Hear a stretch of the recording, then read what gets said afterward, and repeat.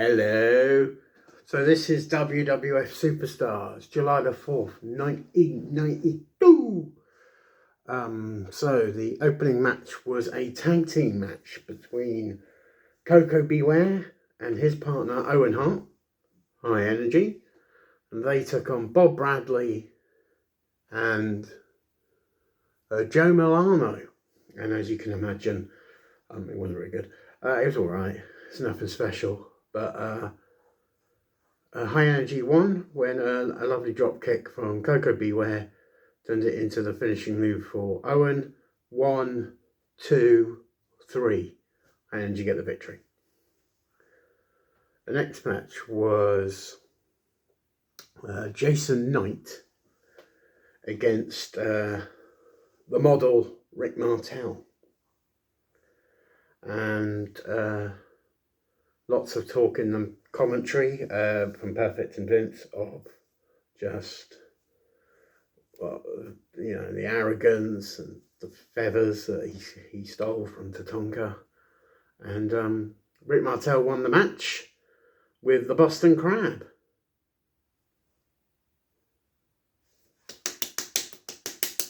There's no tapping out in the 90s, but you get my drift. Your third match of the evening was Crush, and he took on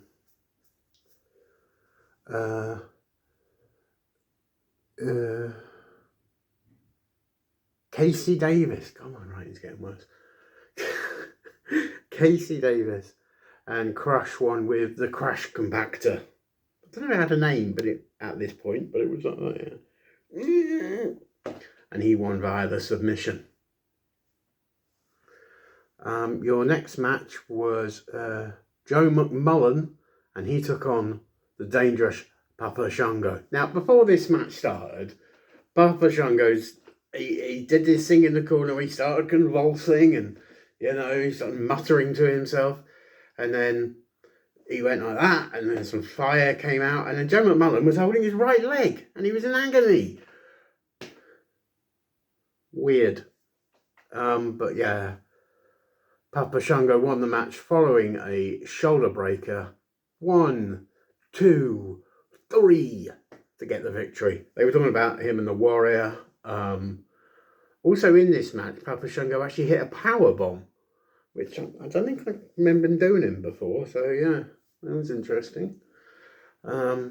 Your next match was former World Wrestling Federation champion Sergeant Slaughter, and he took on Barry Hardy. And Sergeant Slaughter won with the Cobra Clutch. Like, I can't do it. I can't do it. But yeah, he won via submission, and then they were talking about him and the Mountie going to get it on. Your next match was Barry Horowitz, and he took on the current WWF Intercontinental Champion Bret the Hitman Hart. And Bret obviously won this quite comfortably with the submission, the sharpshooter. Now, after this match, there was an interview with my guest at this time, Repo Man, and he came out on a bicycle. And as it turned out, he had stolen it from a child who had got to make his payment, so he took it. He then talked about what that he was going to do to the British Bulldog, Davey Boy Smith. Yes, that was the whole feud, basically. Yeah. But that was the interview. It wasn't the best. It was okay, I suppose, but yeah. And your main in-ring event of the evening was Scott Taylor and Phil Apollo, and they took on Bo and Blake, the Beverly Brothers. And the Bo and Blake, the Beverly Brothers, got the victory when they put Phil Apollo on his head.